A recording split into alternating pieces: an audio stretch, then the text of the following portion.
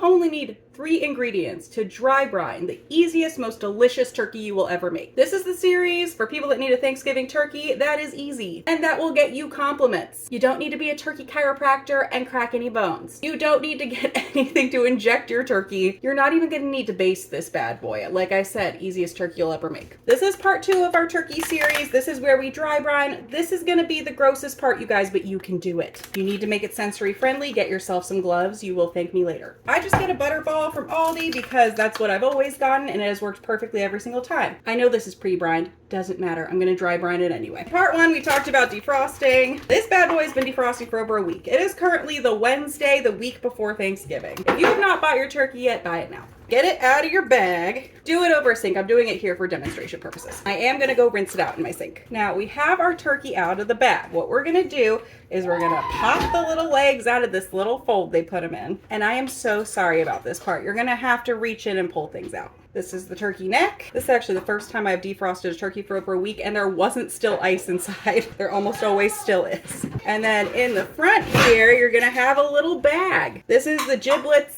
Some people keep these things to make their gravy and whatnot. We're throwing them out. Once I removed those bits from the turkey, I rinsed it inside and outside in the sink. Now I'm gonna let that sit in the sink for a minute while I make the dry brine. I did wash my hands between. Don't worry, wash your hands a lot during this process. For the dry brine, we're gonna combine 3 tablespoons of kosher salt. If you're using a fresh turkey, use a little bit more. I also want to say, this is not a completely original recipe. I combined 2 different Ina Garten recipes, one for the dry brine and one for the cooking method to make this, but it has worked perfectly every time, so I will share it. And then you are going to zest a couple of lemons, and then we are also going to chop up the leaves off of a couple sprigs of rosemary. Chop it up so it's in little tiny pieces.